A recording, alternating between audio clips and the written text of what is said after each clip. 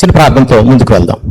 తండ్రి నాయన, మీ మాటలు అనేవి, మీ జ్ఞానం అనేది నాయన మీ పిల్లలుగా మాకు చాలా అవసరమైంది తండ్రి నాయన. అలాంటి మీ మాటల్ని ప్రకటించే మీ పిల్లలకు మీ మాటలు వివరించడానికి సిద్ధపడి నన్ను మీ ఆత్మ సహాయం చేత బలపరచండి. మీ పిల్లలకు అవసరమైన మాటలను అందించడానికి మీ మాటల్లో నుండి అందిస్తుండగా తండ్రి నాయన, మీ పిల్లలు మంచి మనసుతో విని వాటిని గ్రహించడానికి అనుకూలంగా తండ్రి నాయన మీ మాటల్ని ఆత్మ సంబంధమైన సంగతులతో సరిచూచి మీ పిల్లలకు వివరించడానికి ముందుగా మీ ఆత్మ సహాయాన్ని అనుగ్రహించమని వేడుకుంటున్నాం. వాతావరణం ప్రతికూలంగా ఉన్నప్పటికీ తండ్రి నాయన వాక్యానికి ఆయన అనుకూలమైన పరిస్థితులను వాతావరణాన్ని అనుగ్రహించండి. మీ పిల్లలందరూ కూడా వినుటకు శక్తిని అనుగ్రహించండి. మీ ప్రియకుమారుడును మా రక్షకుడునైనా యేసుక్రీస్తు ప్రభువారి పేరట ఈ ప్రార్థన సమర్పించి అడిగి వేడుకుంటున్నాం తండ్రి, ఆమేన్. వర్లారా, వాక్యం చెప్పడం అనేది, వాక్య శ్రావకులుగా ఉండడం అనేది అది ఒక ధన్యత, గొప్ప భాగ్యం. ప్రపంచంలో ఎన్నో పనులు ఉన్నాయి, ఎన్నో వృత్తులు ఉన్నాయి. కానీ అన్నిటికంటే మంచి పని సంఘాన్ని కాయడం అనేదే, సంఘానికి వాక్యం చెప్పడం అనేదే మంచి పని అని మనకి దేవుని మాటలే సెలవిస్తున్నాయి. ఏ పని చేసినా దానివల్ల ఫలితం మనం మనుషుల వలన అనుభవిస్తాం. కానీ దేవుని వలన పని చేస్తే మనం దానివల్ల ఫలితం దేవుని వలన మనం పొందుకుంటాం తప్పనిసరి. మనుషులైనా మనకి తక్కువ జీతం ఇవ్వచ్చు, కానీ దేవుడైతే ఆయన పని చేస్తే ఎక్కువ జీతం ఇస్తాడని మనం నమ్మాలి. ఎందుకంటే ఇప్పుడు చూడండి, మన దేశంలో జీతం అనేది తక్కువ వస్తుంది. అదే మనం అమెరికా వెళ్ళి ఎక్కువ పని చేస్తే అక్కడ ఎక్కువ జీతం వస్తుంది. ఎందుకంటే అమెరికా సంపన్న దేశం కాబట్టి. మనం దేవుని పిల్లలుగా మనం పనిచేస్తున్నాం కాబట్టి మనకు వచ్చే ఫలితం అనేది మనకి దేవుడిచ్చే ఫలితం కాబట్టి అది ఎక్కువ వస్తుందని మనం ముందుగా నమ్మి తీరాలి. ఇకపోతే దేవుని వాక్యం చెప్పడం అనేది చాలా అవసరం, దేవుడు కోరుకున్నది. మనందరూ తెలుసు, పేతురు గారిని నీవు నన్ను ఎక్కువ ప్రేమిస్తున్నావని యేసుక్రీస్తు ప్రభువు వారు అడిగారు. అడిగితే నేను ఎక్కువ ప్రేమిస్తున్నాను నీకే తెలుసు అని పేతురు గారు సమాధానం ఇచ్చారు. అలా 3 సార్లు అడిగారు ఆయన. కానీ ఆయన విసుక్కున్నాడు, ఎవరు? పేతురు గారు. అయితే కానీ యేసుక్రీస్తు ప్రభువు వారు ఏమన్నారంటే, నా గొర్రెలను మేపుము అన్నారు. అంటే నా గొర్రెలకు నువ్వేం పెట్టాలంటే ఆహారం పెట్టాలి. నన్ను ఎక్కువ ప్రేమిస్తే నువ్వేం చేయాలంటే నా గొర్రెలకు ఆహారం పెట్టాలి. సహజంగా మనం గొర్రెలకు కానీ, గేదెలకు కానీ, మేకలకు కానీ, దేనికైనా, మనుషులకైనా ఆహారం పెట్టడం అంటే ఆహారం కావాలని మనం అనుకుంటాం. ఎంత పెట్టినా కావాలనుకుంటాం, ఇంకా రుచిగల ఆహారం కావాలనుకుంటాం. కానీ యేసుప్రభువు వారు పెట్టమన్న ఆహారం ఏంటి అని అంటే వాక్యం, దేవుని జ్ఞానం. సో దాన్ని కావాలని అనుకుంటారా అని అంటే కావాలని అనుకోరు. ఎందుకంటే అది ఆహారం అని అందరికీ తెలియదు, అందరూ గుర్తించరు. మామూలు ఆహారాన్ని అయితే మనం అందరం కోరుకుంటాం, నచ్చింది తినాలనుకుంటాం, ఇంకా తినాలనుకుంటాం, రుచిగా ఉంటే ఇంకా బాగుంది ఇంకా తినాలనుకుంటాం. కానీ దేవుని వాక్యం అనేది, ఆహారం అనే ఒక ఆలోచన అనేది నిజంగా మనకి ప్రపంచానికి లేదు, మనుషులకు లేదు. సహజంగా మన క్రైస్తవులుగా మనకు తెలిసినా దాన్ని అంతలా అపేక్షిస్తున్నావా అనేది కూడా ఒక ప్రశ్న. అందుకనే బైబిల్ ఏం చెప్తుందంటే, నీ ఆత్మకు జ్ఞానం అట్టిదని తెలుసుకుని. అంటే వాక్యం అనేది దేనికి ఆహారం అని అంటే ఆత్మకు సంబంధించిన ఆహారం. మనం శరీర ఆహారాన్ని కాంక్షిస్తాం, ఆత్మకు సంబంధించిన ఆహార విషయంలో మాత్రం అశ్రద్ధగా ఉండే పరిస్థితి ఉంది. తేనెను కనుగొంటువా, త్రాగుము, అది నీ నాలుకకు తీపియే కదా, కానీ నీ ఆత్మకు జ్ఞానం అట్టిదని తెలుసుకును. అంటే అర్థం ఏంటి? తేనె తీపిగా ఉంది కాబట్టి తీసుకుంటాం, కానీ అదే విధంగా తేనెని తినడానికి, తీపిగా ఉన్నదాన్ని తినడానికి ఎంతైతే మనం ఆతృత పడతామో అంతే ఆతృతతో అవంటి దేవుని జ్ఞానాన్ని, ఆత్మకు సంబంధించిందని, ఆత్మకు ఆహారం అని, అట్టిదే అని తెలుసుకోమన్నాడు కదా. అంత ఆతృత పడతామా అని అంటే ప్రశ్న. ఎందుకంటే పడవనే ఉద్దేశంతోనే అలా చెప్పాడు. సో ఏదేమైనప్పటికీ దేవుని జ్ఞానం అనేది ఆత్మకు ఆహారం. యేసుక్రీస్తు ప్రభువారు ఆయన శిష్యులుగా మన సంఘాన్ని కాచేవారు అందరూ కూడా గొర్రెలకు తప్పనిసరి ఏం చేయాలంటే ఆహారాన్ని మనం పెట్టాలి సేవకులుగా. అది మన బాధ్యత. ఒక విధంగా చెప్పాలంటే భోజనం, ఆ వాక్యం చెప్పుట మాని భోజనం పెట్టుట యుక్తం కాదన్నారు అపోస్తులు. ఎందుకంటే భోజనం పెట్టడం కంటే కూడా వాక్యం చెప్పడం అనేది చాలా ముఖ్యమైనది. ఇకపోతే సేవకులుగా మనం అందరం ఎవరిని చూసి మనం నేర్చుకోవాలని అంటే, ఎక్కువ విషయాలు మనం ఎవరిని చూసి నేర్చుకోగలమంటే యేసుక్రీస్తు ప్రభువారిని. యేసుక్రీస్తు ప్రభువారు అనగానే మనం ఏమనుకుంటామంటే, సహజంగా దేవుని సంకల్పం అనేది మనం దేవుడు కదా, దేవుడు ఆయన ఏమైనా చెప్పగలడు, కానీ మానవరీత్యా మనం అన్ని చేయలేమని మనం అనుకుంటాం. కానీ దేవుడు కూడా ఆయన కుమారుడిని యేసుక్రీస్తు ప్రభువారిని మనకలాంటి శరీరంలోనికి పంపించే, ఆయన ఎలా అయితే మనం ఉండాలని అనుకుంటున్నాడో అలా ఆయన నడిచి ఆయన ద్వారా మనకి ఏం చెప్పాడు, ఆయన మాదిరిని ఉంచాడు ఆయన.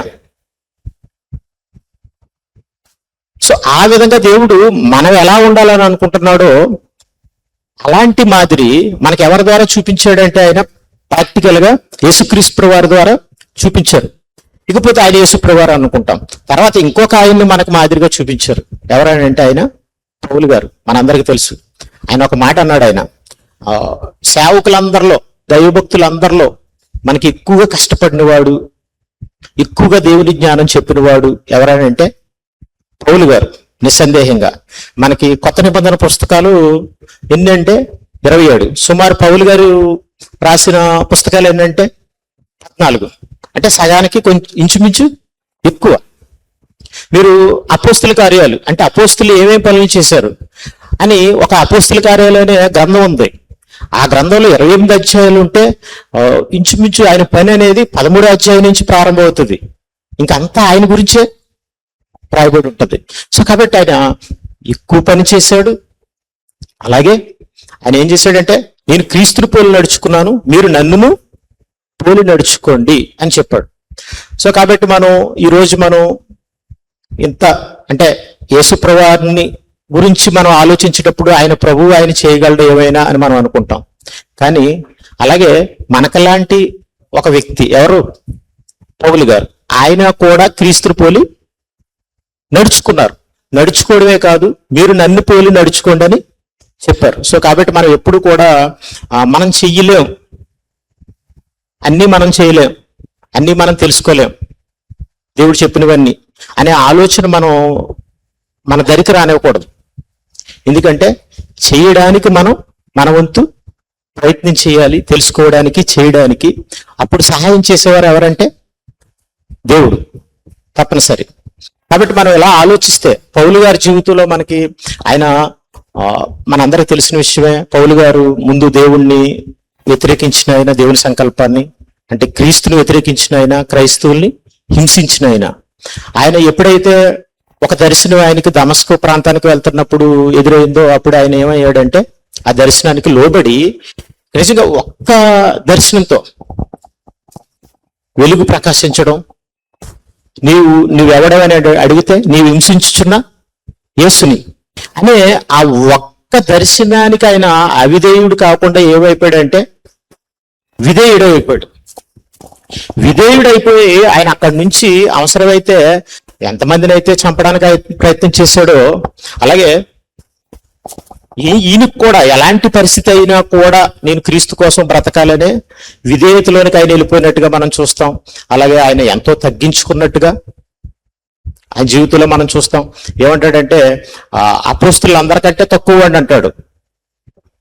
అలాగే కొన్ని సందర్భాల్లో ఆయన తక్కువ వాడంటే నిజంగా చెప్పాలంటే తక్కువ వాడు మాత్రం కాదు, అందరికంటే చివరి వచ్చాడు కాబట్టి తక్కువ వాడు, కడపట అకాల మంది పుట్టాడు కాబట్టి చివరిలో అపోస్తులు అయ్యాడు కాబట్టి తక్కువ వాడేమో, కానీ పని విషయంలో అయితే మాత్రం అందరికంటే ఎక్కువ వాడు.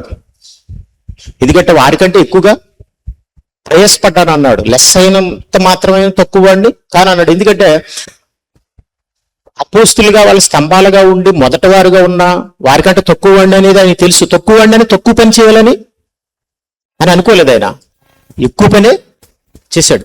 ఎక్కువ పని చేసినా కూడా నేను ఎక్కువ వాడిని అని అనుకోలేదు. లెస్ మాత్రం కూడా తక్కువ వాడిని కానీ అన్నాడు. ఎందుకంటే కొంతమంది ఆయన తప్పు పడుతున్న విధానాన్ని బట్టి. ఎందుకంటే పౌలు గారు చెప్పే విధానం ఎలా కనిపిస్తుంది అంటే మనకి ఎక్కువగా గద్దింపుగా ఉన్నట్టుగా మనకు కనిపిస్తుంది. సో అలాంటప్పుడు కొందరు వ్యతిరేకించే అవకాశం ఉంది. అంతెందుకు ఇప్పుడు మనకి ఎక్కువ శాతం కొంతమంది బైబిల్ తప్పుపడతారు, నెక్స్ట్ యేసుప్రభుని తప్పుపడతారు, నెక్స్ట్ తప్పు పట్టింది ఎవరిని తెలుసండి? పౌలు గారిని. ఎందుకు? అహ్మద్ అనే ఆయన మన కాకినాడలో ఉంటాడు, ఆయన ఇస్లాం ఆయన ఏం చేశాడంటే పౌలు వాస్తవికత, పౌలు ఎలాంటి వాడు, సంఘానికి కాంట్రవర్సీగా ఉన్నాడు, వ్యతిరేకంగా ఉన్నాడు. మీరు కరుణాకర్ సుగ్నాని ఆయన కూడా ఒక బుక్ రాశాడు, పౌలు ప్రకటించు దేవుడు, పౌలు విధానం అంతా వేరే. ఎందుకంటే బైబిల్ని తప్పు పెడితే ఒక విధంగా ఏమవుతుందంటే కొంతవరకు వాళ్ళు సక్సెస్ అవుతారు, బైబిల్ని తప్పుగా నిరూపించాలని అనుకునే వాళ్ళ ప్రయత్నం. అక్కడ మనం కన్విన్స్ అవ్వకపోతే యేసుప్రభువారిని తప్పు పడతారు వాళ్ళు.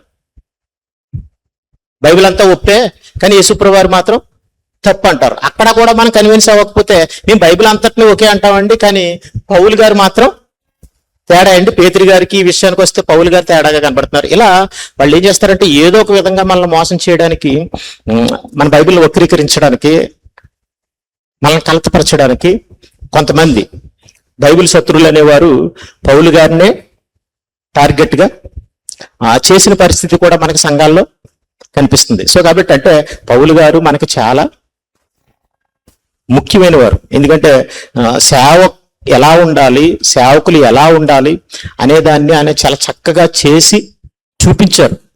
సో ఆయన గురించి దేవుడు ఏం మాట్లాడాడు అనే విషయాల్ని మనం ఒకసారి చూద్దాం. అపోస్తుల కార్యాలు 9వ అధ్యాయం 15వ వచనం. అపోస్తుల కార్యాలు, అపోస్తులైన పౌలు గారు.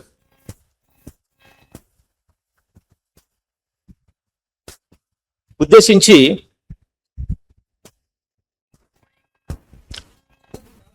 అందుకు ప్రభు, నువ్వు వెళ్ళుము, అన్ని జనుల ఎదుటను, రాజుల ఎదుటను, ఇశ్రాయేలు ఎదుటను నా నామమును భరించుటకు ఇతడు నేను ఏర్పరచుకున్న సాధనమై ఉన్నాడు. ఇతడు నా నామము కొరకు చాలండి. ఏమని చెప్తున్నాడంటే దేవుడు అనానీయతో పౌలును ఎందుకు ఏర్పరచుకున్నాడు, పౌలు ఎవరు అనే విషయాన్ని ఇక్కడ చెప్తున్నాడు. ఇతడు అందరి ఎదుట, అన్ని జనుల ఎదుట, రాజుల ఎదుట నా నామాన్ని భరించడానికి నేను ఏర్పరచుకున్న నా సేవకుడు అనలేదు. ఏమన్నాడు? సాధనం. సాధనం అంటే ఆయుధం, పనిముట్టు. ఇప్పుడు చేపలు పట్టేవారికి సాధనం ఏంటి? వల. తాపి మేస్త్రికి సాధనం ఏంటి? తాపి. ఎలక్ట్రీషియన్కి సాధనం ఏంటంటే టెస్టర్. సో ఇలా ప్రతి ఒక్కరికి వారి వారి పనిలో వారికి సంబంధించిన పనిముట్లు ఉంటాయి, సాధనాలు. అలా దేవుని పని జరగడానికి సాధనం ఎవరంటే దేవుని సేవకుడు. దేవుని సేవకుడు ఒక పనిముట్లు అటువాడు. ఇప్పుడు పని చేసే వారికి, పని జరగాలనుకునే వారికి పనిముట్లు లేకపోతే పని జరుగుతుందని అంటే పని జరగదు. పనిముట్టి సరిగా లేదనుకోండి, పని జరుగుతుందా? ఇప్పుడు వల ఉంది, వలకి కన్నాలు పడిపోయండి, అప్పుడు చేపలు పట్టగలమా? తాపి వంకరెళ్ళిపోయింది, తాపి మేస్త్రి పని చేయగలడా? టెస్టర్ పని చేయట్లేదు, ఎలక్ట్రీషియన్ పని చేయగలడా? సో పని చేయలేడు. సో అలా మనం ఎవరం అంటే దేవునికి ఒక సాధనం. సో కాబట్టి సాధనం ఏం చేయాలి? పని చేయాలి. మనం ఒక పనిముట్టులా ఉండాలి. పనిముట్టు అసలు ఇక మనం ఎంత వాడినా అది నిజంగానండి, ఏ పనిముట్టు అయినా మనం ఎంత వాడినా అది ఏం చేస్తుంది? మనం ఇంకా పని చేయాలంటే అది పని చేస్తానే ఉంటుందా, మొరాయిస్తుందా? మొరాయించదు, పని చేస్తానే ఉంటుంది, చెయ్యాలి తప్పనిసరి. సో మనం దేవుని పనికి సాధనం అయితే మరి మనకేంటి సాధనం? దేవుడికి మనం సాధనం, అంతే కదండి? దేవుడికి మనం సాధనం. మరి మనకేటి సాధనం? మనకేటి సాధనమో తెలుసండి? వాక్యం. అది మనకి దేవుడు ఎక్కడ చెప్పాడంటే ప్రసంగి గ్రంథం 10వ అధ్యాయం 10వ వచనం.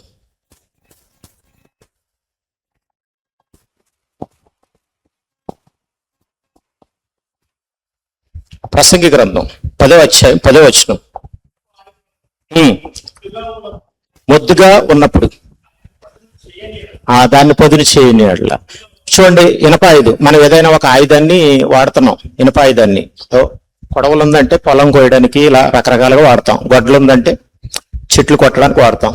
అది మొద్దుగా ఉందనుకోండి, పనిలో ఏం చేయాలి?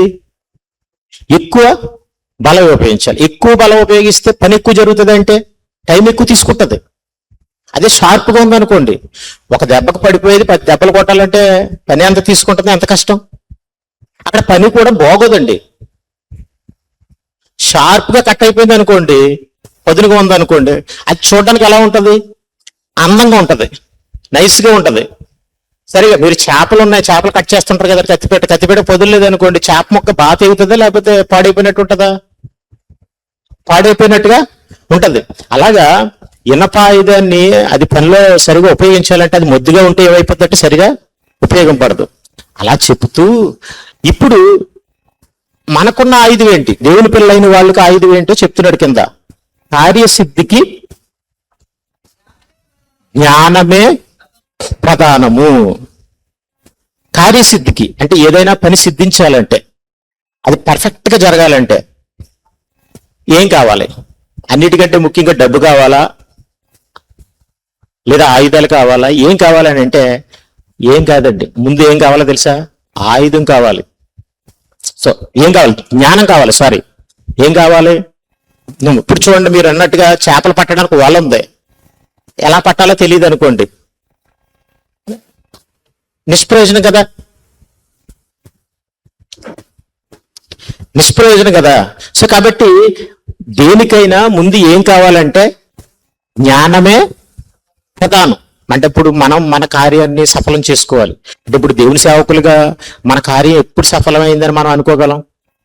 దేవుడి కొరకు దేవుని జ్ఞానాన్ని ఇతరులకు ఎక్కువ ప్రకటించినప్పుడు, అలాగే ఆ జ్ఞానాన్ని ప్రకటిస్తూ అనేక ఆత్మలను మనం రక్షణలోనికి దేవుని దగ్గరికి నడిపించినప్పుడు, అలాగే నడిపింపబడిన వారందరూ కూడా దేవుళ్ళలో చక్కగా బలవంతులుగా ఉంటూ, నమ్మకమైన పిల్లలుగా ఉంటూ, లోకంలో తప్పిపోకుండా లేదా భ్రష్టులుగా కాకుండా ఉంటేనప్పుడు మాత్రమే మన కార్యం అనేది సిద్ధించినట్టు. మన పని నిలిస్తేనే ఫలాన్ని పొందుకుంటాం. అఫ్కోర్స్ మన పని నిలబడకపోతే మనం రక్షణ పొందుతాం, కానీ పని నిలిచిన పని వలన వచ్చే ఫలితం చూసారా, దాన్ని మాత్రం మనం పొందుకోం. సో కాబట్టి మనం ఒక సాధనం, ఆ సాధనంగా మనం ఉన్నాం. ఇప్పుడు మీరు అందరూ కూడా దైవ సేవకులు కదండి, దేవుని వాక్యాన్ని చెప్తున్నారు అంటే దేవుడు మనల్ని ఒక సాధనంగా ఆయన ఏం చేశాడంటే ఎన్నుకున్నాడు. దేవునికి ఇష్టం, ఆయన చిత్తం లేకుండా, ఆయన సెలవు లేకుండా మనం దేవుని మాటలు పట్టుకుని దేవుని పేరు వచ్చటం చేసే అంత పరిస్థితి మాత్రం ఉండదండి. అపోస్తులు వచ్చి చెప్తారు యేసుప్రభు దగ్గరికి వచ్చి, ప్రభువా అతను మనల్ని వెంబడించేవాడు కాడు, కానీ అతను ఏం చేస్తున్నాడంటే నీ నామాన్ని వచ్చటన చేస్తున్నాడు, మేము వాడిని అడ్డగించామంటే వద్దు, నా నామాన్ని నాకు తెలియకుండా ఎవడు నన్ను ప్రకటించి వచ్చటం చేసి నన్ను చులకనగా చేసేవాడు ఎవడను లేడన్నాడు. ప్రభు అందరి హృదయాల్ని ఎరిగినవాడు. సో ఏదేమైనప్పటికీ దేవుని సేవకులుగా ఒక సంఘాన్ని కాసే ఒక సాధనాలుగా ఉండడం అనేది దేవుడిచ్చిన ఒక అవకాశం, ఒక భాగ్యం. అది మనం కోరుకున్నామో లేదా ఆయన కోరుకున్నాడా, ఏదేమైనప్పటికీ ఆసక్తిని బట్ట, దేవుని జ్ఞానాన్ని బట్ట, దేవుని మీద ఉన్న ప్రేమను బట్ట మొత్తమే సేవకులయ్యాం. సేవకులు అయినప్పుడు తప్పనిసరి ఆ సేవకు కార్యసిద్ధికి అవసరమైన జ్ఞానాన్ని కూడా, దేవుని వాక్యాన్ని కూడా నేర్చుకోవాలి, తెలుసుకోవాలి. ఇప్పుడు పౌలు గారు ఉన్నారు, పౌలు గారిని ఏమన్నారు దేవుడు? నేను ఏర్పరచుకున్న సాధనం అన్నాడు. అప్పుడు మనం ఏమనుకుంటాం, దేవుడు ఆయన ఏర్పరచుకున్న సాధనం అన్నాడు కదండి, అందుకనే ఆయనకి బోల్డ్ జ్ఞానం ఇచ్చాడండి, తక్కువ వాళ్ళకి ఇవ్వలేదండి అని అనుకుంటారా? అనుకోరా? సహజంగా అలా అనుకునే అవకాశం ఉంది. కాదు, ఆయన ఏర్పరచుకున్నాడు అని ఆయనకి తెలుసు.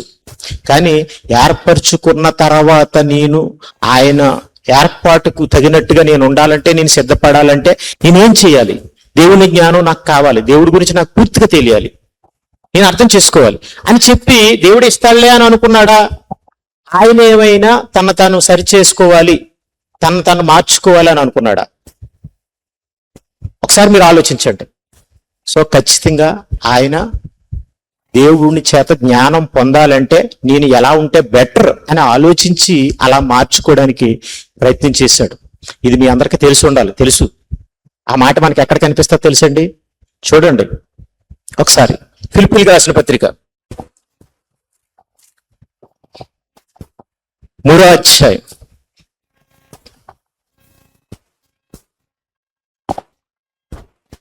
8వ వచనం.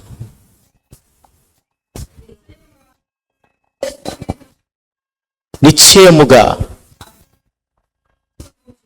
నా ప్రభువైన యేసుక్రీస్తును గూర్చిన అతి శ్రేష్టమైన, అంటే జ్ఞానం అంటేనే శ్రేష్టమైంది, కానీ అందులో మళ్ళీ ఏమన్నాడు ఆయన? అతి శ్రేష్టమైన జ్ఞానము నిమిత్తము. ఏం దేవుడు ఇస్తాడు, దేవుడిని అడుగుదాం అని అనుకున్నాడా? దేవుని ద్వారా పొందుకుందాం, కానీ నేను ఎలా ఉందాం? ఇప్పుడు మనందరం సేవకులుగా కొంతమందికి చెప్తుంటుంటాం ఏమనంటే, దేవుని మందిరమునకు పోయినప్పుడు నీ ప్రవర్తన చూసుకును. ఎందుకంటే నువ్వు వెళ్ళేది పరిశుద్ధులు ఉండే స్థలానికి వెళ్తున్నావు. ఒక పోగిరిలాగా సిగరెట్ పట్టుకుని వెళ్ళి బ్రాందీ దాగి వచ్చావనుకో బాగుంటుందండి, పద్ధతిగా ఉంటుందా? ఏమి ఎరగనోడు ఫస్ట్ వచ్చాడంటే పర్లేదు, అలా వస్తూ దేవుని కుమారుడిగా మారిన తర్వాత కూడా ఈ పద్ధతి మారలేదు అంటే దానివల్ల ఏంటి ప్రయోజనం? ఏం ప్రయోజనం లేదు కదా. సో అది వాళ్ళకి సంబంధించి మనం బాగానే దేవుడిని మార్చుకోవాలంటే మీరేమంటారు? దేవుడు చెప్తున్నాడు కదా, లోబడాలి కదా అని అంటాం. మనం అంటాం. మరి అలాంటప్పుడు ఇప్పుడు దేవుడు సేవకు పిలుచుకున్నాడు, దేవుని సాధనాలు అని మనం నమ్ముతున్నప్పుడు మనకి ఆ పనికి మనం సరిగా చేయడానికి జ్ఞానమే ప్రధానం అని దేవుడు చెప్తున్నప్పుడు ఆ జ్ఞానాన్ని దేవుడే ఇస్తాడు. ఓకే రైట్, దేవుడు అడిగితేనే ఇస్తాడు. కానీ ఎలా అడగాలి, మనం ఎలా మారి, మనం ఎలా ప్రిపేర్ అయ్యి ఏం వదులుకుంటే ఏమిస్తాడు అనేది మీరు తెలుసుకోవాలి ఖచ్చితంగా. అందుకని ఏమన్నాడంటే, అతి శ్రేష్టమైన జ్ఞానము నిమిత్తము ఏం చేశానన్నాడు ఆయన? ఆ సమస్తమును నష్టముగా ఎంచుకుంటుని. అంటే దేవుని మాటలు తప్ప ఇంకా ప్రతిదాన్ని నష్టం ఎంచుకున్నాడు. అందులో దేన్ని నష్టంగా ఎంచుకుంటాడు చెప్పండి? భార్య నష్టం అనుకున్నాడు, పిల్లలు నష్టం అనుకున్నాడు, ఇల్లు నష్టం అనుకున్నాడు. పౌలు గారండి, పౌలు గారికి దగ్గర ఉన్నది బైబిల్ తప్ప, బైబిల్ జ్ఞానం తప్ప ఇంకేం లేదు. అవునా కదా చెప్పండి మీరు? డబ్బు ఉందా అంటే ఏమీ లేదు అసలు. భార్య పిల్లల్ని మించిన ఆస్తి ఏదండి మనకి? ఇంకా చెప్పాలంటే ఇల్లుని మించిన ఆస్తి ఇది. సమస్తాన్ని భూమి మీద ఏదైతే మనదని సుఖం అనిపించవచ్చో, ఆనందం అనిపించవచ్చో, ఆ సమస్తాన్ని నేను నష్టముగా ఎంచుకున్నాను. ఇంకా చెప్పాలంటే ఏవేవి లాభకరంలో అవన్నీ ఏం చేశాను అన్నాడంటే, చదవండి వల్ల పెంటతో లాభం అంటే ఆయన ఏమన్నాడు తెలుసా? ఇది లాభం బాబు నీకంటే పెంట అన్నాడు ఆయన. ఆయన పెంట అనుకున్నాడు. చెప్పండి ఒకసారి మీరు, ఆయన ఏదో నోటి మాటగా అలా మాట్లాడుతున్నాడా? ఆయన అబద్ధం మాట్లాడుతున్నాడా? మనసులో ఒకటి పెట్టుకుని ఒకటి మాట్లాడుతున్నాడా? ఒకవేళ అలా మాట్లాడుంటే అది దేవుని మాటగా, దేవుని వాక్యంగా మనకు రాయబడి ఉండేదా? ఆయన ప్రతి సందర్భంలో ఒక మాట అంటాడు, క్రీస్తు నా ఎందుకు పలుకుచున్నాడని మీరు రుజువు కోరుచున్నారా అని అన్నాడు. సో ఎందుకు ఆయన అలా ఉన్నాడు? సమస్తాన్ని నష్టముగా ఎంచుకునిచున్నాను. ఇప్పుడు చూడండి, మనకి 2 రోజుల నుంచో 3 రోజుల నుంచో బిందులో నీళ్లు ఉన్నాయి. ఇప్పుడు కుళాయి వస్తుంది. ఇప్పుడు మనం ఏం చేస్తాం? ఒక 3-4 రోజుల నుంచి నీళ్లు నిలవ ఉండిపోయాయి కదా, నిలవ నీళ్ళు ఎందుకని మనం ఏం చేస్తాం? పారేసి కొత్త నీళ్ళు వేసుకుంటాం. అయ్యో అయ్యి నీళ్ళు కదా పారేయకుండా మళ్ళీ కొత్త నీళ్ళు వేయాలంటే ఆ బిందులో మాత్రం వేయలే, ఇంకో బిందులో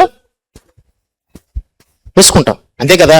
అలాగే పాత తిత్తుల్లో కొత్త ద్రాక్షరసం పోయలేం. తిత్తులు ఏమైపోతాయట?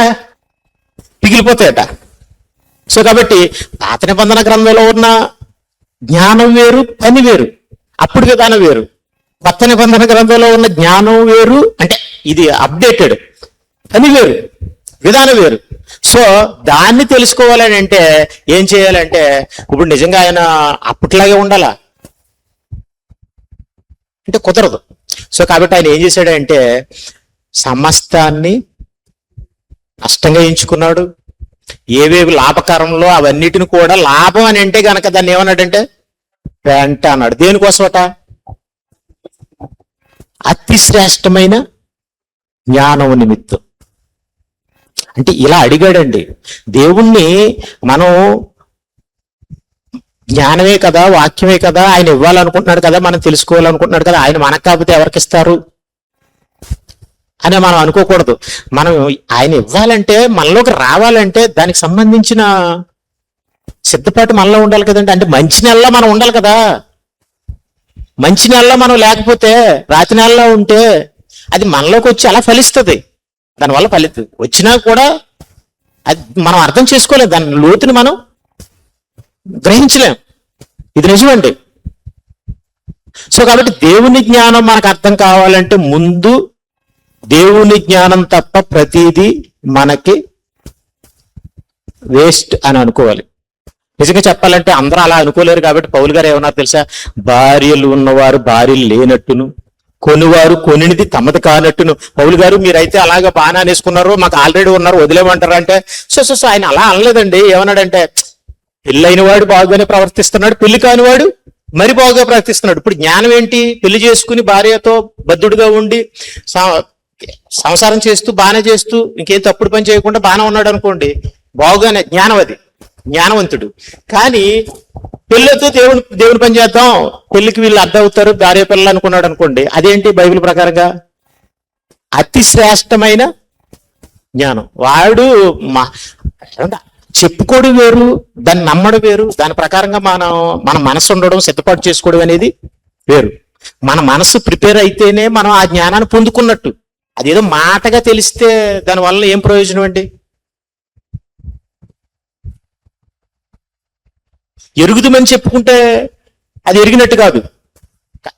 దాన్ని పని చేస్తేనే, దాన్ని మనం ఆచరించి చూపిస్తేనే ఎరిగినట్టు. సో కాబట్టి దైవ సేవకులుగా మనం దేవునికి సాధనాలు, అలాగే ఆ సాధనాలుగా ఉన్న మనం కార్యసిద్ధి దేవుడు కోరుకున్నట్టుగా, దేవుడు మెచ్చేటట్టుగా, దేవుడు ఆనందించేటట్టుగా, నిజంగా మనం దేవుడిని ఆనందించేటట్టుగా మనం చేస్తే మనకు కూడా తప్పనిసరి ఆనందం ఉంటుందండి. దేవుడు మెచ్చినట్టుగా చేస్తే ఆనందం ఉండదంటే బెసుగ్గా ఉంటది. పౌలు గారు అయితే ఏమన్నారు?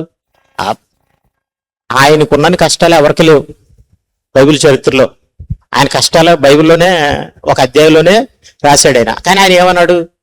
ఆయనకి ఆనందం ఉన్నట్టుగా ఆయన ఏమన్నాడంటే ప్రభువునందు ఆనందించండి, మరలా చెప్తుని మరలా ఆనందించండి, మరలా చెప్తుని మరలా చెప్పాడు. ఇప్పటి కాలం శ్రమలు ఎన్నతైనవి కాదన్నాడు. శ్రమ, వేదన, కరువు ఏదైనా క్రీస్తు ప్రేమ నుంచి మనల్ని ఎడబాప నేరవన్నాడు. ఎందుకని అంటే ఆయనకు అంతలా అర్థమైందండి దేవుని జ్ఞానం, అంతలా కాంక్షించాడు. ఎందుకంటే ఒక్కసారి దేవుడు అర్థమైపోయిన తర్వాత అండి, మనం దేవుడు ప్రేమించిన తర్వాత, దేవుడు మనల్ని ప్రేమించాడని అర్థమైపోయిన తర్వాత నిజంగా మనం ప్రేమిస్తే ఇంకా మనకి పరిపూర్ణమైన ప్రేమ అంటే భయాన్ని ఏం చేస్తుంది? వెళ్ళబోతుంది. ఏ భయం? ఎవరికి భయపడడం, ఏం జరుగుతుందని భయపడడం, ఏది ఉందా లేదా అనేది భయపడతామంటారా? భయపడం. సో అంతలా ఆయన ఇప్పుడు చూనుకుంటే భార్య లేకపోతే తర్వాత ఎలా బ్రతుకుతాం, పిల్లలు లేకపోతే ఎలా బ్రతుకుతాం? ఎంతమంది చెప్తారండి భార్య లేకపోతే, పిల్లలు లేకపోతే ముసలాడైన తర్వాత ఎలా వస్తుంది, నీకు ఎవరు వండి పెడతారు ఏంటి? కానీ ఇలాంటివన్నీ భయాలు ఆయనకు ఉన్నాయా? ఇల్లు లేకపోతే ఏంటి? ఇలాంటివన్నీ ఆయనకు ఉన్నాయంటే అస్సలు ఏమి లేదు. అందుకనే కాబోలు మరి ఆయన నిజంగా అంత ప్రిపేర్డ్గా సమస్తాన్ని నష్టంగా పెంటగా ఎంచుకున్నాడు. కాబట్టి అతను అంత జ్ఞానాన్ని రాశాడు. మరి నిజంగా చెప్పాలంటే ఆయన ప్రకటించిన సువార్త నేను తప్పు ప్రకటిస్తున్నాను, అది అర్థమైపోతుందని చెప్పేసి మళ్ళీ స్తంభాలుగా ఎంచబడిన పేతురు, యాకోబుల దగ్గరికి వెళ్ళి ఆయన ఏం చేశాడో తెలుసా? సరి చూసుకున్నాడు. నేను ఇలా చేస్తానండి, నేను ఇలా ప్రకటిస్తున్నానండి, ఇది కరెక్టా కాదా అని, వ్యర్థమైపోతేమో నా కష్టం అనేసి సరి చూసుకున్నట్టుగా మన గలతీయులకు రాసిన పత్రికలో రాయబడి ఉంటది. అంత జాగ్రత్త తీసుకున్నాడు. కానీ అదే పేతురు గారు ఏమన్నారో తెలుసా? పౌలు తనకు అనుగ్రహింపబడిన జ్ఞానం చెప్పున వీటన్నిటినీ రాస్తున్నాడు అని అన్నాడు. ఎక్కువ ప్రయాసపడ్డాను అన్నాడు. కష్టపడ్డ విషయంలోనూ దేవుని జ్ఞానం ఇంతకీ రాసింది ఎక్కడండి? చెరసాల్లో ఉండి కూడా రాశాడు ఆయన. చెరసాల్లో ఉన్న వాడిని మనం పలకరించాలి, ప్రశ్నలు అడగాలి. కానీ చెరసాల్లో ఉండి కూడా ఏం చేశాడు తెలుసా?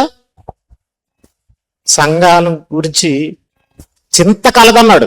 ఈయన కోసం చింతపడాలి సంఘం, కానీ ఆయన సంఘాన్ని గురించి, సంఘములన్నిటిని గురించిన చింత కలదు దినదినము అని అన్నాడు. సో అంటే అంత జ్ఞానం ఉంది కాబట్టి, జ్ఞానాన్ని, అతి శ్రేష్టమైన జ్ఞానాన్ని పొందుకున్నాడు కాబట్టే మనం అనుకుంటాం సువార్త చేసేవారు సువార్త వలన జీవనం చేయాలని రాయబడి ఉందని అన్నాడు ఆయన. పౌలు గారు చెప్పారు. కానీ వీటిలో దేన్నైనా నేను వినియోగించుకోలేదు అన్నాడు. ఎందుకంటే పుచ్చుకున్నట్టు కంటే ఇచ్చుట శ్రేష్టం అన్నాడు.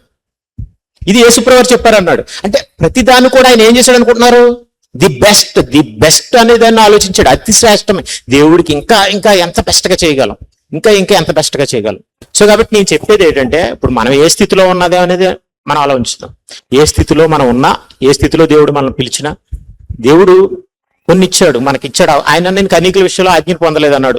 సో మనకి భార్య, పిల్లలు, అంత జీవితం, ఇల్లు, సంఘం ఇవన్నీ ఇచ్చాడు అనుకుందాం. కానీ మనకి దేవుని జ్ఞానం ఎంత ఉంది? జ్ఞానం ఉందా?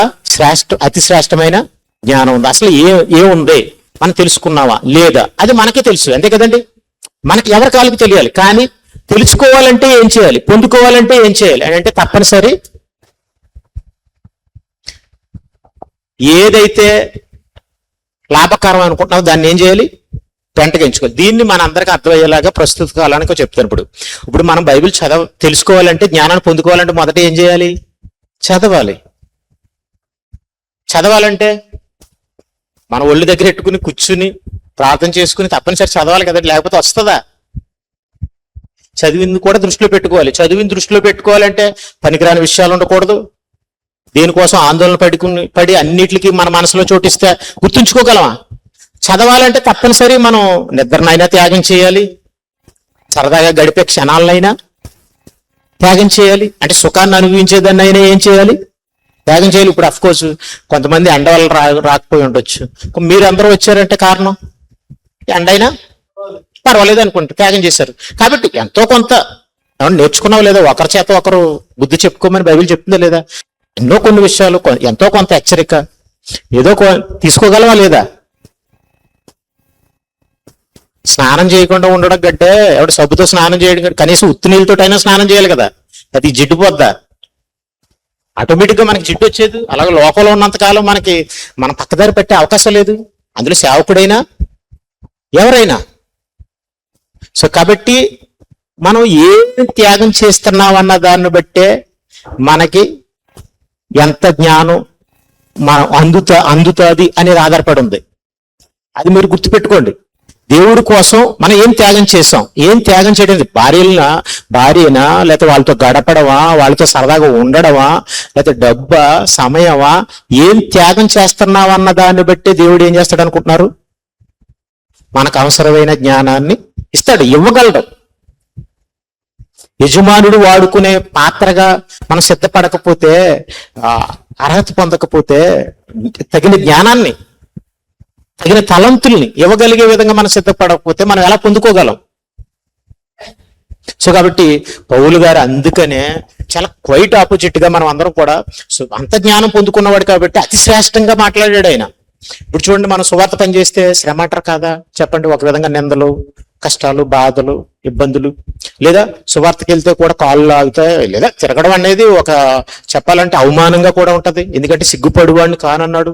మనల్ని అందరూ వాళ్ళు ఎలా చూస్తారంటే, ఈ చంపినిసులు ఇలాంటి పట్టుకుని ఊరి మీద అమ్మే వాళ్ళని కూడా బాగానే చూస్తారేమో, కానీ మనల్ని అంతకంటే దారుణంగా చూస్తారు. ఒక పక్కన అది అనుభవించాలి, ఓ పక్కనేమో తిరగాలి.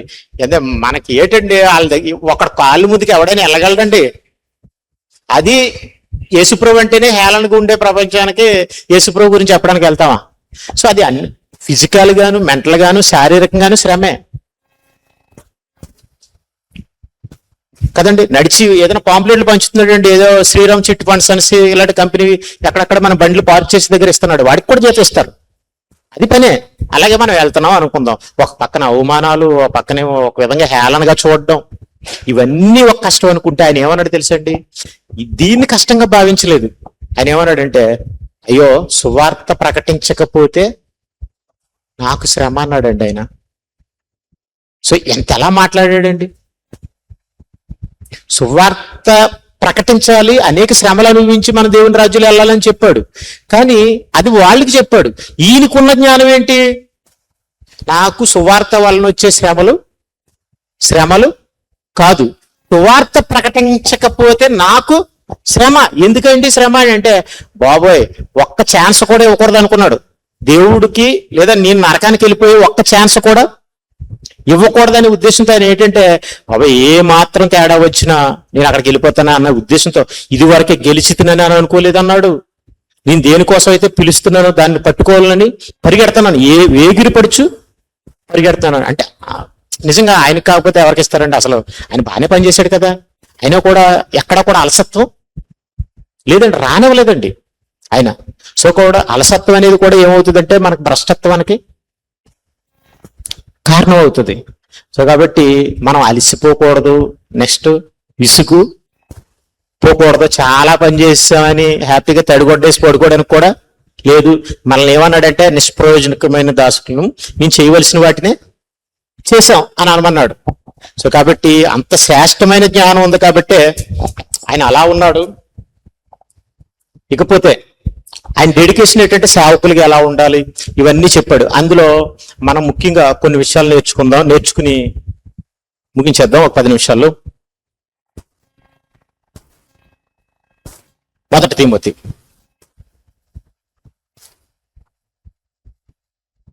ఇప్పుడు కొందరు కొన్ని మాటలు ఒకలా అర్థం చేసుకుంటారు, కొందరు కొన్ని మాటలను ఒకలా అర్థం చేసుకుంటారు. సో కానీ మనం ఎవరు ఎలా అర్థం చేసుకున్నప్పటికీ కూడా అన్ని బైబిల్లో ఉన్న మాటలే కాబట్టి ఒక మాట ఒకలా ఉండదు. ఖచ్చితంగా మనల్ని మనం కన్విన్స్ చేసుకోవడానికి, మనల్ని మనం సరిపెట్టుకోవడానికే మనం అదే దృక్పథాన్ని కలిగి ఉంటాం కదండి. బైబిల్ అనేది అందరికీ మనల్ని మనం సమర్థించుకుంటాం. మనం ఎప్పుడైనా సరే మనం తప్పు చేసాం అనుకోండి, సమర్థించుకుంటాం. అలాగా బైబిల్ మాటలను కూడా మనకి అనుకూలంగా ఉన్న వాటిని అనుకూలంగా అర్థం చేసుకుంటాం, ప్రతికూలంగా ఉన్న వాటిని మాత్రం మనం పక్కన పెట్టడానికి చూస్తాం. సో అయితే ఈ మాట ఒకసారి చూద్దాం మనం.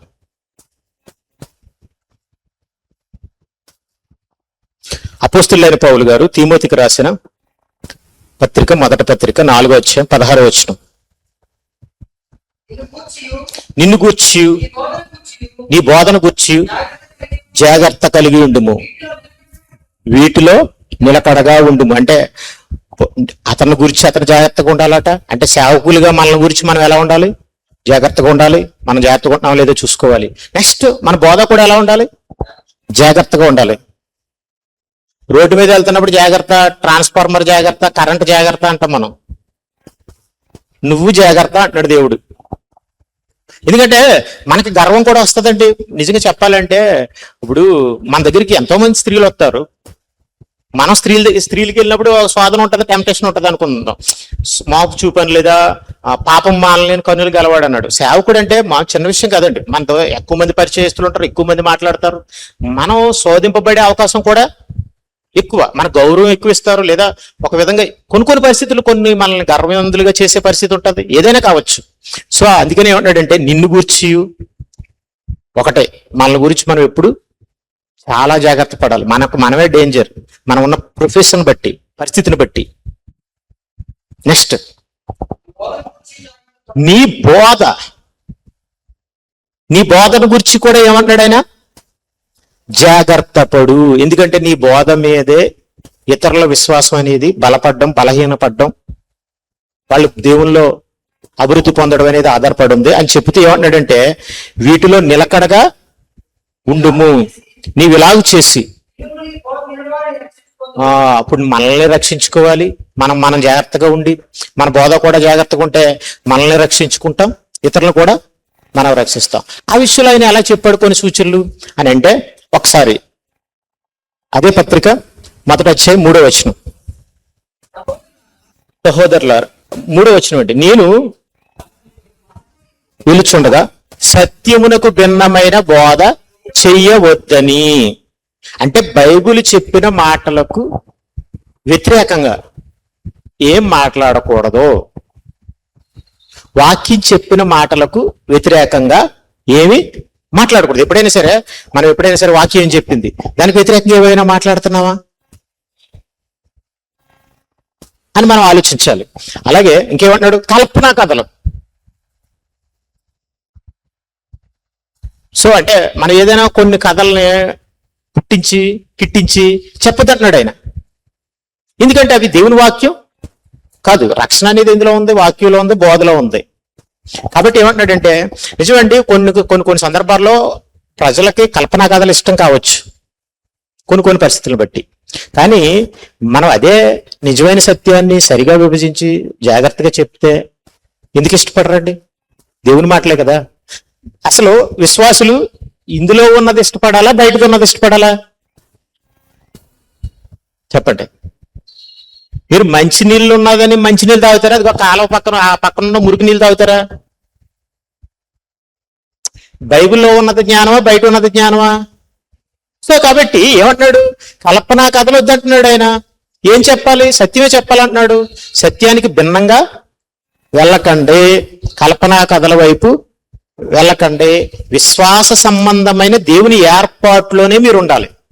విశ్వాసానికి సంబంధించిన వాక్యం అనేది మీకు ఏర్పాటు చేయబడి దేవుని పిల్లలకు వాళ్ళు వృద్ధిలో రావడానికి విశ్వాస సంబంధమైన దేవుని జ్ఞానాన్ని ఏర్పాటు చేశాడు. దానికి భక్తులు ఉన్నారు ఎంతో మంది, వాళ్ళ గురించి రాయించాడు. వాళ్ళ గురించి మాట్లాడుకోవచ్చు, ఏదైనా చెప్పొచ్చు. ఏదైనా సత్యంలో ఉందే మాట్లాడాలి, సత్యమే చెప్పాలంటున్నాడు. దీన్ని మనం స్వీకరిద్దాము వద్దా? ఒకసారి ఆలోచించండి. ఇది చేస్తే మనకు రక్షణ దగ్గరగా ఉంటుందా, దూరంగా ఉంటుందా?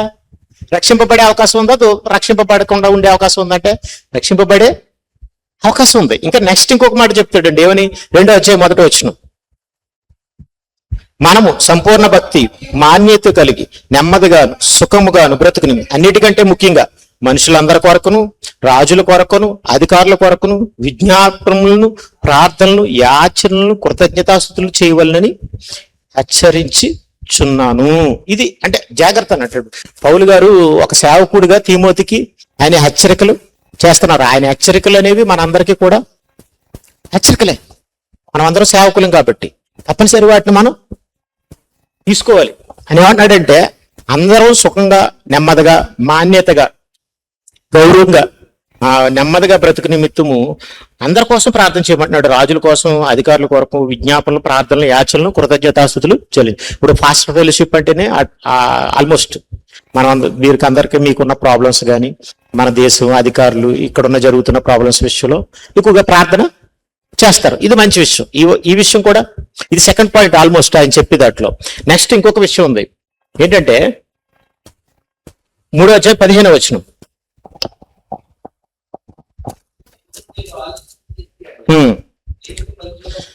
అనగా జీవము గల దేవుని సంఘం. అంటే సంఘం అనగానే మందిరం అంటే దేవుని మందిరం అని చెప్తే జనులు ఎలాగూ అంటే మనుషులు వీళ్ళు ఎలా ఉండాలి అంటే ప్రవర్తించడం అంటే వీళ్ళ పని దేవుని సంఘంగా వీళ్ళు ఎలా ఉండాలి, ఏ బాధ్యతలు కలిగి ఉండాలి, వాళ్ళ బాధ్యత ఏంటి అనే దాన్ని మనం నేర్పించాలట. అదే చెప్తున్నాడు. ప్రవర్తింపవలన అది నీకు తెలియవల్లని ఈ సంగతులు రాయిస్తున్నాను అన్నాడు. జనులు ఎలా ప్రవర్తించాలంటే అర్థం ఏంటంటే ఎలా ప్రవర్తించాలని కానీ మనం ఏమనుకుంటాం, పరిశుద్ధంగా ఉండాలంటే పాపం జోలికి వెళ్ళకూడదని అనుకుంటాం. అంతేనా? దేవుడు అది కాదు ఇక్కడ చెప్పేది. అది చాలా ఎలిమెంటరీ జ్ఞానం. కానీ ఇక్కడ ఏం చెప్తున్నాడంటే జనులు సంఘంలో ఎలా ప్రవర్తించాలంటే చెప్తున్నాడు. ఏమని అంటున్నాడు? ఆ సంఘం అంతేనండి. ఆ సంఘం సత్యమునకు స్తంభమును ఆధారమునై ఉన్నది. చూడండి, ఆ సంఘం ఎలా ఉందట? సత్యానికి స్తంభమును ఆధారమునై ఉన్నది. అంటే వాళ్ళని ఎలా మనం బోధించాలంటే అలా చెప్తూ ఆయన ఏమంటున్నాడంటే ఇది కూడా ఒక హెచ్చరిక, జాగ్రత్తగా ఉండమంటున్నాడు ఆయన. సత్యానికి మనం స్తంభం, ఆధారం. ఎవరికి స్తంభం? యేసుప్రభువారికి. యేసుప్రభువారి దీపం అనుకుంటే, పెద్ద జ్యోతి అనుకుంటే ఆయనకి స్తంభం ఎవరు? మనమే. ఆయన్ని లోకానికి కనిపించేలా చేసేది, లోకం దగ్గరికి తీసుకెళ్లేది ఎవరు? మనమే. సో కాబట్టి మనం ఆధారంగా ఉండాలి. అంటే సత్యానికి ఎవరు ఆధారం అట? దేవుని మాటలకి. దేవుడు మనకు ఆధారం అనుకుంటాం, దేవుడు మనకు పోషకుడు అనుకుంటాం. ఇది నిజమే, దీన్ని ఎవరు కాదని అనలేరు. దేవుని మాటలకు ఎవరు ఆధారం? ఎందుకు వాళ్ళ ఆధారం? ఒకసారి మీరు ఆలోచించండి, ఎందుకు వాళ్ళ ఆధారం అంటే ఈ మాటలు బైబిల్లో ఇలాగే ఉండిపోతే దేనికి పనికిరావు. ఇవి ఎవరు చదవకపోయినా, ఎవరు దాన్ని వివరించకపోయినా, ఎవరు చెప్పకపోతే ఇవి దీనివల్ల ఏమైనా ప్రయోజనం ఉందా? సో అది ప్రజలందరి దగ్గరికి వెళ్ళాలి, ప్రజలందరూ తెలుసుకోవాలి, వినాలి, అందరూ రక్షణ పొంది సత్యముని గురించిన అనుభూజ్ఞానం పొంది ఉండవాలని ఆయన ఏం చేస్తున్నాడు? నిశ్చయించుచున్నాడు. సో కాబట్టి దానికి అనుగుణంగానే సంఘం ఏమవ్వాలంటే సిద్ధపడాలి. వాళ్ళు అలా స్తంభంగా ఉండడానికి ఇష్టపడాలి. ఇప్పుడు మోసే చేతులు ఎత్తినప్పుడు విజయం పొందేవారు ఇశ్రాయేలు. అప్పుడు ఏం చేశారు? ఈయన చేతులు ఎత్తలేకపోతే ఏం చేశారు? వాళ్ళు నిలబడిపోయారా అంటే ఒక విధంగా మోసే చేతులకి స్తంభం ఎవరు? వీళ్ళే, యెహోషువ, కాలేబు. సో అలాగా పని జరగట్లేదంటే ఇంకొకడు వచ్చి జరిపించాలి. ఒకరు చేస్తారు, వాళ్ళ సామర్థ్యం ఆగిపోద్ది, చేయలేరు, ఇంకొకరు చేయాలి. అలా పని జరగాలి, ఏదోలా జరగాలి, పని ఆగకూడదు. ఒకరు చెయ్యేసినప్పుడు, వాడు చేయలాగినప్పుడు, వాడి సహాయం లేనప్పుడు ఇంకొకడు అలా నిత్యం దేవుడి పని అనేది నాన్ స్టాప్ గా దేవుని సంఘం ద్వారా, దేవుని సేవకుని ద్వారా ఏం జరగాలంటే అది సంఘమే చేయాలి. అది నీకు తెలియాలి. దాన్ని అలా మార్చండి, సంఘానికి అలా బోధ చేయండి అని చెప్తున్నాడు ఎవరు? పౌలు గారు తిమోతికి. ఇంకొక జాగ్రత్త, మనం 4-7 అపవిత్రములైన ముసలమ్మ ముచ్చట్లను విసర్జించి, ఇంకా ముసలమ్మ అంటే ఏదో అలా చేసాం అప్పుడు చేసాం, ఇంక ఇదంతా వద్దండి అని విసర్జించి ఏమంటాడంటే దైవభక్తి విషయంలో నీకు నీవే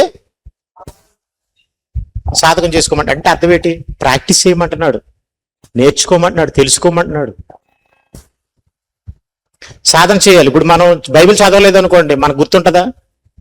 రెఫరెన్స్లు గుర్తుంటాయంటారా? కొన్ని రోజులు చదవడం మానేడి, నాకు కాకపోతే ఎవరో తెలుస్తుంది, నాకు అన్ని తెలుసు కదా అని అనుకుంటారా? తర్వాత ఏం తెలియదండి. అసలు మనం ఓపెన్ చేస్తే కొత్తగా కనబడుతుంటది, రెఫరెన్స్లు ఎక్కడున్నాయి కూడా తెలియదు. మనం ఎప్పుడో అమాస్కోప్ ఉన్నాను అన్నట్టు ఓపెన్ చేస్తున్నాం అనుకోండి, బైబిల్ ఎత్తుక్కోవాల్సి వస్తుంది, గుడ్డోడు ఎత్తుక్కున్నట్టు. అవునండి, మనం చాలా రోజుల క్రితం బోధించిన విషయాలు మళ్ళీ ఎప్పుడు బోధించలేదు అనుకోండి, అదే విషయం కొత్తగా కనపడుతుంది. సో కాబట్టి మనం ఎప్పుడు కూడా ఏం చేయాలంటే సాధన చేయాలి, ప్రాక్టీస్ చేయాలి. ఎక్సర్సైజ్ చేసే వాళ్ళు కానీ, ఫైటర్స్ కానీ, వాళ్ళు ఏం చేస్తారంటే ఎప్పుడు సాధన. క్రికెట్ ఆడే వాళ్ళు ఉన్నారు, డైరెక్ట్ మ్యాచ్గా వచ్చారు కదండి. ముందు ప్రాక్టీస్, వాళ్ళు 12 hours 4 hours 6 hours మ్యాచ్లో ఆడేది ఒక అరగంట గంటే, కానీ ప్రాక్టీసే ఎక్కువ ఉంటుంది. సో కాబట్టి తప్పనిసరి మనం సాధకం చేసుకోవాలి. ఇప్పుడు మనం అందరం అనుకుంటాం, ఎవరైనా చనిపోయినా విశ్వాసులతో సహా, ఎవరు సేవకులతో సహా మనం అందరం ఒక వాక్యాలు వేసేస్తుంటారు మన వాళ్ళకి. ఏమనంటే మంచి పోరాటము పోరాడుతుంది, నా పరుగు. ఎవరు? నువ్వా? పౌలు గారా? ఏమండి, మంచి పోరాటం పోరాడిన వాళ్ళు ఎవరండి? అలా ఆ మాట అన్నది ఎవరండి? పౌలు గారు. నా పరుగు ఏం చేశాను అన్నాడు ఆయన. నా టైం అయిపోయినట్టుంది, ఒక 2 నిమిషాలు ముగించేస్తానండి. నా పరుగు తుదముట్టించుతుని అన్నాడు. ఇప్పుడు ఎవరు? ఏంటి విశ్వాసేనా? వారు నాయన అంటే వీళ్ళందరూ పౌలులే లెక్క ఉంది కదా. బైబిల్లో వాక్యం ఏం చేస్తున్నారు మనోళ్ళు? పౌలు గారికి తెలుసండి, తగిలించుకుంటున్నారంటే తగిలించు బాబు, మీకు నేను ఇలా అన్నాను కదా, మీకు కూడా అలా అనాలనిపిస్తుందా? అయితే ఇవన్నీ చేసి అనండి అన్నాడు ఆయన. తెలుసా మీకు ఆ సంగతి? ఆయన కూడా అలాగే చెప్పాడు. కానీ మనకు అన్నీ తెలియవు. దొరికిన వాక్యాన్ని ఏం చేయాలి? తగిలించేసుకున్నంత మాత్రాన వెళ్ళిపోతావా? దేవుడు మనల్ని అలా చూస్తాడా అంటే? చూడండి, మంచి పోరాటం పోరాడితే నా పరుగు తుదముట్టించుతున్నాను అన్నాడని అంటే అది మనకు వర్తించాలంటే ఇవన్నీ పాటించాలి. అందుకని చివరిలో ఏమన్నాడు చూపిస్తాను చూడండి మీకు. 4-6 ఇదే పత్రిక.